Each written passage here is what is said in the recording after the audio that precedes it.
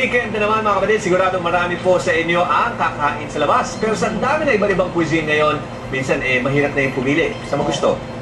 Pero para sa ilan nito, wala pa rin tatalo sa lutong Pinoy. Siyempre, hahanap at hahanapin mo yan. Kahit saan sulok man ng mundo, abay talagang, sabi ko nga, hahanap at hahanapin mo ito.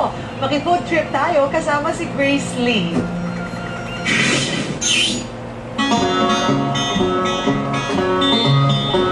Ang mga lutong Pinoy nga naman talaga, world class ang sarap.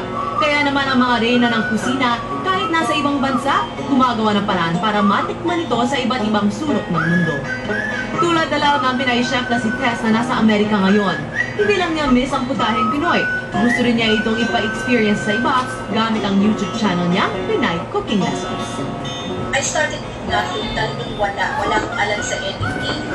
Ang alam ko lang is magluto. Hindi ko nga actually akalain na marunong pala ako magluto and then kasabay na nagsasalita ako. Ilan sa kanyang specialties ang puto espesyal, leche flan, pirinyahang manok at embutido.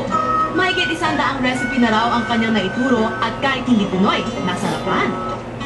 YouTube din ang diskarte ng Phil-American chef na si Gerard. Mula pinakbet ng mga Ilocano, luto sa gata ng mga taga-Bicol, caring ni chef. Paraan daw niya ito para lalo pang makilala ang kulturang Pinoy. Gusto pa nga raw niya ipagluto ang ating Pangulo at ang ihahanda niya. I would like to think that he would like lechon because who doesn't like lechon? If he does, then he's more than welcome and I'll be happy to make it. Sumisikat din sa New York ang Pinoy restaurant na Jeepney. Ang menu, lumpiang Shanghai, longganisa, tocino, Bicol Express at chicharong bulaklak na nakalagay pa sa dahon ng saging. At syempre, para mas authentic ang Pinoy experience, dapat magkamay. The idea is you want to take a small amount of rice, and then you add whatever item you want to eat with it. Kain na, hard end. Kain na. Perfect. And that means let's eat. Cool? Kain na. Sa New Zealand naman, bida ang Turo-Turo Restaurant. Kakabukas pa lang ito pero gumagawa na ng pangalan sa Auckland City. Mula sa paboritong almusal na tosilog at tapsilog hanggang sa pampulutang crispy pata at tokot baboy meron sila.